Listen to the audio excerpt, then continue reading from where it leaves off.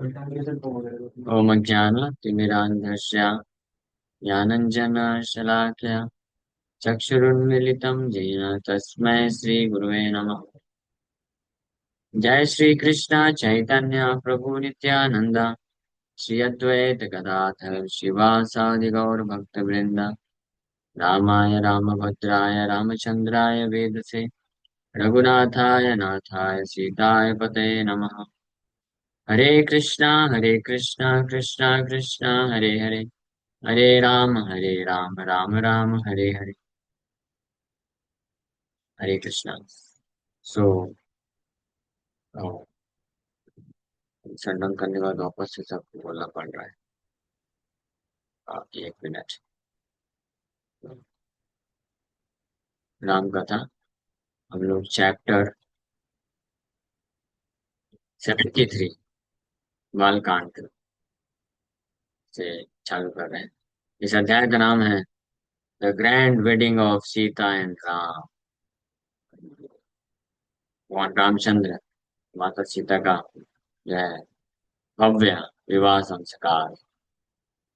तो पिछले अध्याय में हम लोग चर्चा की है कि जब जनक महाराज और दशरथ महाराज दोनों के बीच में ये फाइनली हो गया, निर्णय डिसाइड हो गया कि चारों दशरथ महाराज के चारों पुत्र राम लक्ष्मण भरत शत्रुघ्न का विवाह जनक महाराज और उनके छोटे भाई कुशध्वज महाराज की पुत्रियों के साथ संपन्न होगा।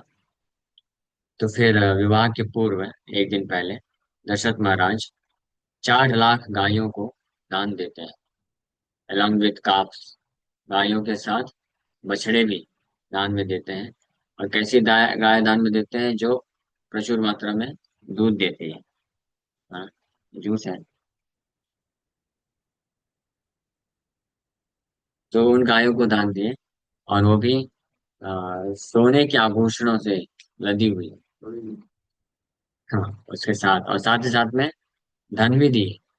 इस प्रकार से दान देने के के पश्चात वो जो समावर्तन संस्कार होता है विवाह के पहले, वो संपन्न कराए, जिसमें गोदान किया जाता है।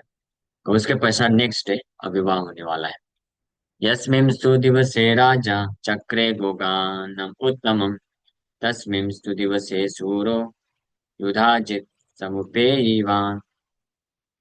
The hero Yudhajit arrived on the day the king performed the excellent Godan ceremony.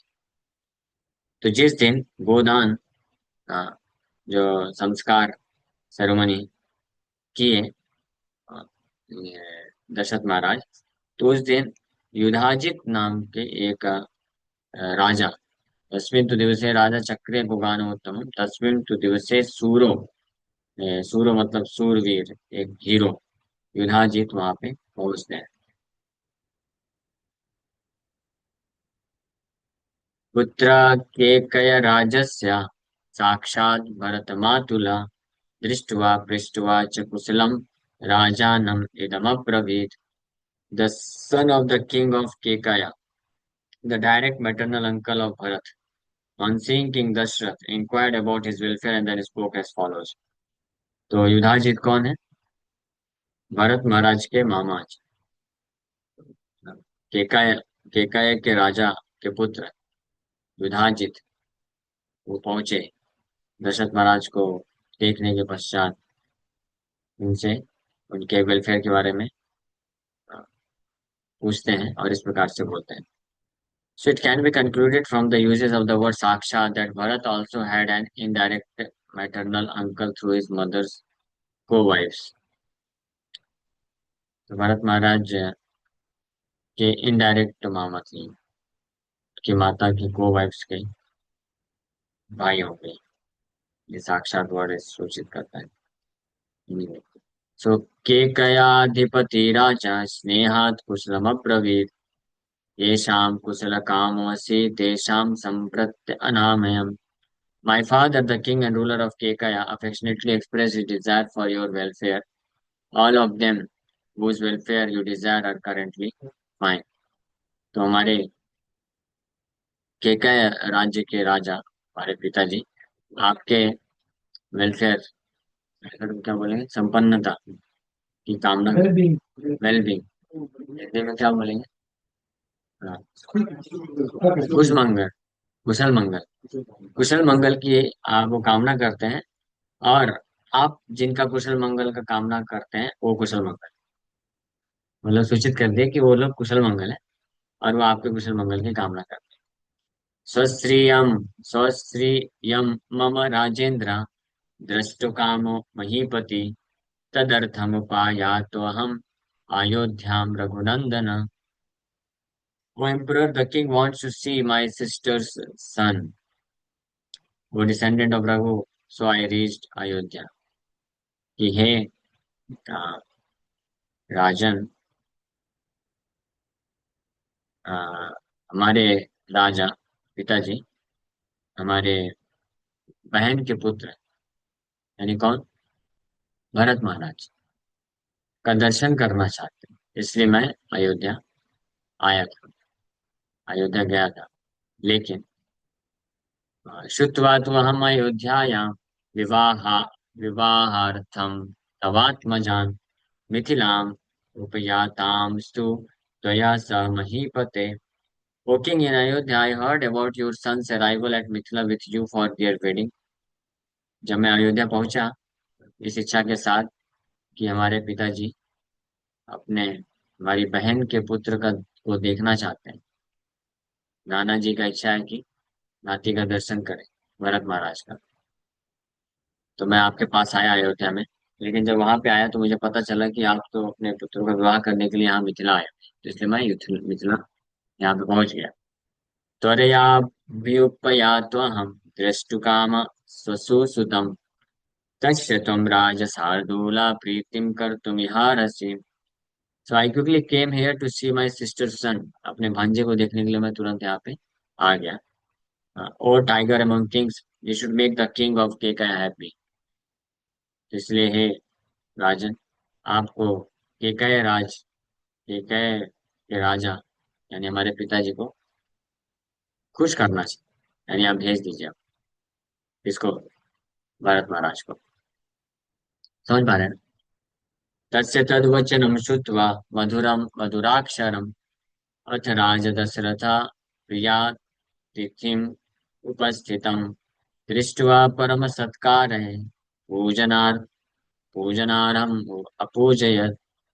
Upon hearing these sweet words of sweet speech and seeing him, King Dasharatha honored that honorable dear guest who had arrived with great respect.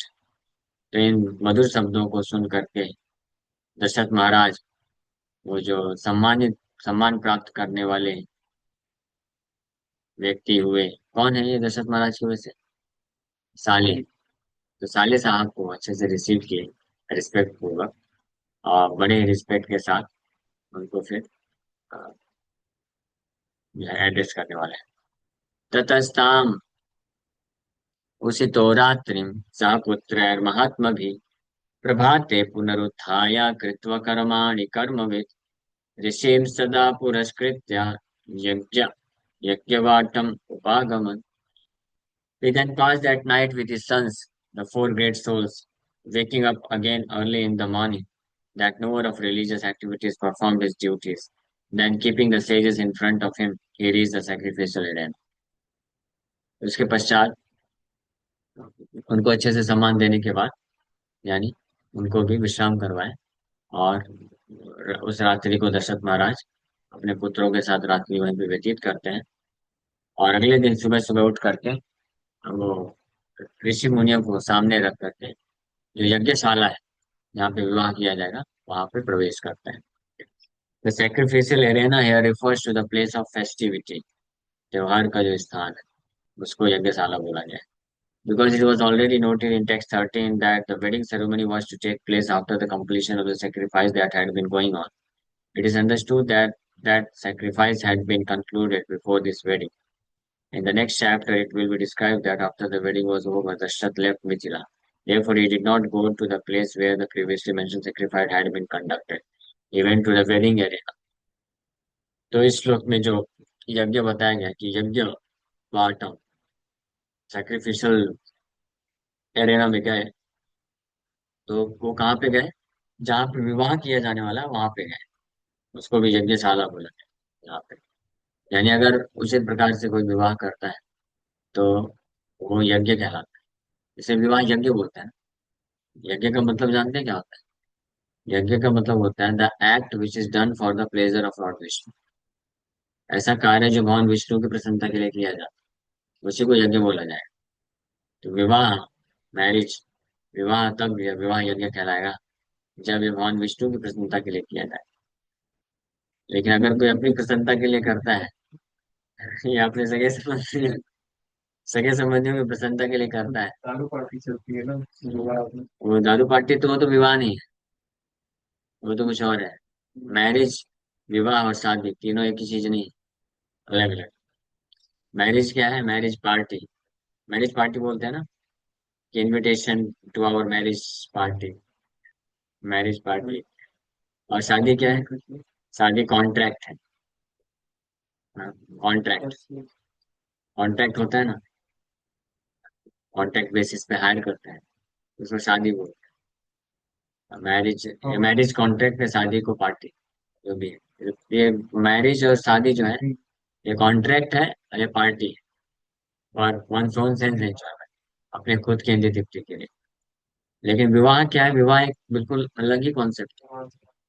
विवाह यज्ञ बोला जाता है, और यज्ञ का मतलब होता है यज्ञो वही विष्णु, भगवान विष्णु की प्रसन्नता के लिए किया गया कार्य यज्ञ कहलाता है। तो विवाह का उद्देश्य क्या होता है?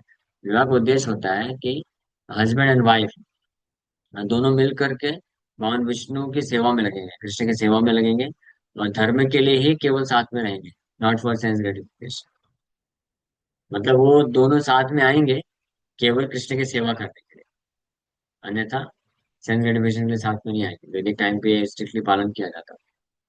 यहाँ तक कि जो गर्भदान संस्कार, मतलब जो सेक्स भी होता है, यूनियन, फिजिकल यूनियन, तो वो भी भगवान विष्णु के लिए होता है, नॉट फॉर सेंस प्लेजर। कि एक ऐसे पुत्र को प्राप्त किया जाए जो भगवान कृष्ण के भक्ति मार्ग में लगेगा, उनके मिशन के लिए कार्य करेगा, सेवा में जुड़ेगा। और हम जो हस्बैंड वाइफ जो धर्म का कार्य कर रहे हैं, तो उसमें वो पुत्र आकर के उसको असिस्ट करेगा। इस उद्देश्य से गर्भधारण संस्कार किया जाता है। तो विवाह यज्ञ, इसलिए यहाँ पे इस श्लोक में बताया गया कि सुबह उठते ही दशरथ महाराज यज्ञशाला गए। तो यज्ञशाला रेफर करता है वेडिंग प्लेस को, वेडिंग सेरेमनी जहाँ पे होने वाला है उस स्थान को बोला गया, क्योंकि जो विवाह के पहले जो यज्ञ होता है वो यज्ञ ऑलरेडी कर चुके थे, समाप्त हो चुका था, तो वहां पे जाने का तो कोई बात मानता नहीं। सुयुक्ते मुहूर्ते विजये सर्वाभरण भूषित भ्रातृभिः सहितो राम कृतकौतुकमङ्गल वसिष्ठं पुरतः कृत्वा महर्षीन् अपरानपि पितुः समीपम् आश्रित्य ततस्तौ भ्रातृभिः आवृतः। So at an appropriate muhurta that brings about victory, Rama, who had worn his marriage thread on his wrist for the auspicious wedding, and accompanied by his brothers who were adorned with all kinds of ornaments, kept Vasishtha and other great sages in front of them, and approached his father. He stood near him with his brothers. तो जब उचित मुहूर्त समय आ गया, that brings about victory, जो विजय प्रदान करता है, जब समय आ गया, तो भगवान रामचंद्र जो अपने कलाइयों में विवाह का सूत्र पहने हुए थे। हाँ, जैसे मैंने भी एक सूत्र पहना है। ये किसका सूत्र है? हमेशा सन्यासी रहने का सूत्र है। गौर नेता का, मतलब गौर नेता के अभिषेक के टाइम पे जो उनका ड्रेस होता है वो है। ये ये रक्षा सूत्र है, विवाह ना करने का रक्षा सूत्र, कि कभी माया में ना फंसे उसके लिए। लेकिन जो विवाह करने जाते हैं तो वो भी विवाह करने के लिए एक थ्रेड पहनते हैं, कलाई में। भगवान रामचंद्र अ, अपने कलाइयों में वो शुभ विवाह के लिए वे पहने हुए थे, और अपने भाइयों के साथ, तीन अन्य भाई, कौन कौन? लक्ष्मण, भरत, शत्रुघ्न के साथ, और जो कि पूरी तरह से सुसज्जित थे राजवेश में, ऑर्नामेंट्स पहन करके, वशिष्ठ मुनि और अन्य ऋषि मुनियों को सामने रख करके वो अपने पिता दशरथ महाराज के पास जाते हैं और अपने भाइयों के साथ उनके पास में जाकर के खड़े हो जाते हैं। सो एट एन अप्रोप्रिएट मुहूर्त refers to a मुहूर्त appropriate for conducting a wedding। यानी जब विवाह चालू होने वाला था उस समय रामचंद्र भगवान पूरी तैयारी के साथ जाते हैं अन्य ऋषि मुनियों के साथ। Such a muhurta also brings about victory. Conventional meaning of muhurta is an auspicious time is accepted. This muhurta is not a muhurta known as Vijay Muhurta, which appears in the afternoon. This wedding is taking place in the morning, not in the afternoon. But if a muhurta is understood to mean two Ghatikas, then Vijay Muhurta appears in the morning itself. Anyway, तो ये जो मुहूर्त विवाह का मुहूर्त जो हुआ भगवान रामचंद्र का वो मॉर्निंग में हुआ सुबह अर्ली मॉर्निंग। दशरथ महाराज ऑलरेडी विवाह का जो स्थली है मंडप जिसको बोल सकते हैं वहां पे पहुंच गए। और जब टाइम आया विवाह का समय नजदीक आ रहा था तो भगवान रामचंद्र अन्य तीन अपने भाइयों के साथ वशिष्ठ मुनि अन्य ऋषियों को साथ में सामने लेकर के वहां पे पहुंचे। अब वहां पे पहुंच के क्या करते हैं। वशिष्ठो भगवान एत्या वैदेहम इदमब्रवीत्। The powerful Vashishtha came and spoke as follows to the king of Videha. तो भगवान वशिष्ठ बोला गया है, यानी वेरी पावरफुल वशिष्ठ वहां पे आए और इस प्रकार से आ, विदेहराज कौन विदेहराज कौन है। सीता और जाती है। जनक महाराज को इस प्रकार से बोलते हैं। राजा दशरथो राजन कृत कौतुक मंगलय पुत्र नरवर श्रेष्ठा दातारम अविकांक्षते। O king or emperor, King Dashrath with his sons who have worn their marriage threads on their wrists for the auspicious wedding waits for you, the donor। तो वशिष्ठ मुनि जो है जनक महाराज के पास जाकर बोलते हैं कि हे राजन, दशरथ महाराज अपने चारों पुत्रों के साथ वो चारों पुत्र जो श्री शुभ विवाह को करने के लिए थ्रेड पहने हुए हैं यानी वो तैयार है आपसे डोनेशन प्राप्त करने। दे आर वेटिंग, वो आपका इंतजार कर रहे हैं। किनका। The donor. डोनर का क्या क्या डोनेशन देने वाले हैं? कन्यादान। कन्या का दान स्वीकार करने के लिए वो इंतजार कर रहे हैं। तो आप चलिए इसका दात्र प्रतिग्रहीतृभ्याम सर्वार्था प्रभवन्ति हि स्वधर्मं प्रतिपद्यस्व कृत्वा वैवाह्यम् उत्तमम्। It is only by this combination of the donor and the recipient that the activities of giving and receiving and so on can flourish. Fulfill your dharma by conducting this excellent wedding। तो वशिष्ठ मुनि बोल रहे हैं कि केवल जो दाता है दात्रा प्रतिग्रह्यात्रिभ्याम, दाता और प्रतिग्रहता जब एक साथ मिलते हैं सर्व अर्था प्रभवन्ति ही, तब ये कार्य संपन्न होता है। स्वधर्मम प्रतिपदस्य स्व। अब अपने धर्म कन्यादान करने का जो आपका धर्म है ये पूरा करके इस उत्तम विवाह को आप संपन्न कराइए। तो Vashishtha instructed King Janaka to fulfill his dharma by fulfilling his promise that he would give his daughters to this Dasarath's sons in marriage। तो जनक महाराज को बता रहे हैं कि आपका ये जो प्रॉमिस है प्रतिज्ञा आपने दिया कि आप अपने पुत्रियों को दशरथ महाराज के पुत्रों को दान करेंगे। ये समय अब आ चुका है वो दान करने। इत्युक्ता परमोदारो वसिष्ठेन महात्मना प्रत्युवाच महातेजा वाक्यम परम धर्मविद। King Janaka was extremely liberal, of great prowess and supremely aware of his dharma. Being thus addressed by the great soul Vasishtha, he replied in the following words। तो जनक महाराज जो कि बड़े उदार परम उदार हैं परम धार्मिक हैं महात्माना जो अपने धर्म को पूर्ण रूप से जानते हैं तो वशिष्ठ मुनि के द्वारा इस प्रकार से संबोधित करने में वो परम धर्मविद वाक्यम इदम अब्रवीत इस प्रकार के वाक्य बोलते हैं। परम धर्मविद पूर्ण रूप से धर्म के को जानने वाले जनक महाराज बोलते हैं। काय स्थिता प्रतिहारो में कस्याज्ञा कस्याज्ञा संप्रतीक्षते स्वगृहे को विचारवस्ति यथा राज्यम इदम तवा।